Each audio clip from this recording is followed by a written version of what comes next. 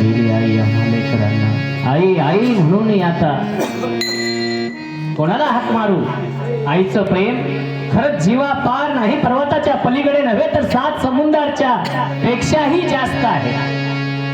सादर जर दृष्टांत म्हटला, एक वेळेस असाच प्रश्न माझ्या स्वामींना त्यांच्या साधकांनी विचारला आणि माझ्या स्वामींनी त्यांना उत्तर दिलं। ते असं साधक आले आणि म्हणाले, महाराज स्वामी तुम्ही आईचं खूप वर्णन करता तो। आई काय असते, आई कशी असते, आई कशी राबते, किती कष्ट करते संसारासाठी।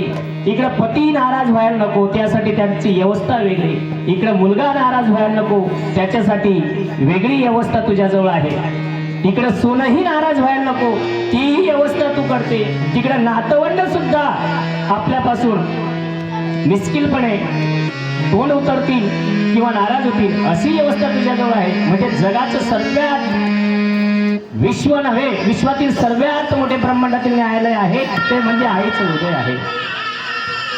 जिथे ज्या हृदयात ज्या न्यायालयात जगातील सर्व खटले माफ केले जातात।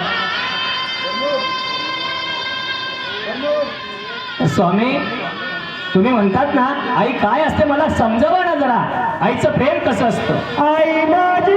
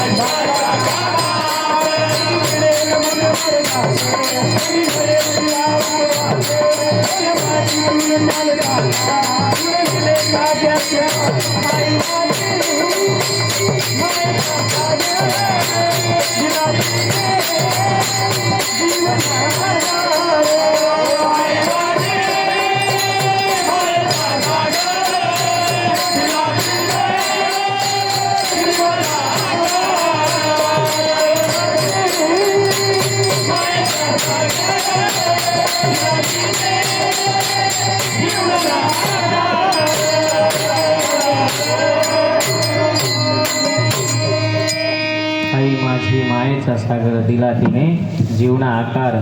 आईची महात्मा, आईची ममता, आईचं प्रेम तो साधक स्वामींना विचारतात आणि स्वामी म्हणतात आई, आईचं प्रेम किती बाळावर असतं हे बघायचं आहे ना. आई काय किती कष्ट सहन करते तुला पाहायचंय ना. तर बघ तुला संध्याकाळी मी उत्तर सांगेन. स्वामी आता का नाही? नाही नाही, ती आता ही वेळ नाही तुला ती आईची महात्मा किंवा माहिती किंवा महात्मा, आईची जी जाणीव आहे, आईने केलेले जे उपकार आहेत हे तुला आता सांगणं गरजेचं नाही. त्याच्या अगोदर तुला माझं एक कार्य करावं लागेल, एक काम करावं लागेल. सांगा स्वामी. त्यावेळेस स्वामी त्यांना सांगतात, हे बघ समोर वीट आहे, ती वीट इकडं आण, ती वीट आण आणि मग तुला सांगतो काय करायचं. आणि मग त्या स्वामींनी त्या साधकाला ती वीट बांधली पोटाला आणि वरून कापडानं दोरखंडानं ते बांधून दिलं. आता दिवसभर ही वीट अशीची अशी बांधलेली राहू दे आणि दिवसभर तुझ्या दैनंदिन ज्या क्रिया आहेत, कामाला जाणं, बसणं, उठणं, खाणं, पिणं, बाहेर फिरणं, येणं जाणं, जे काही तुझं कार्य असेल आतापासून तर संध्याकाळपर्यंतची तुझी दिनचर्या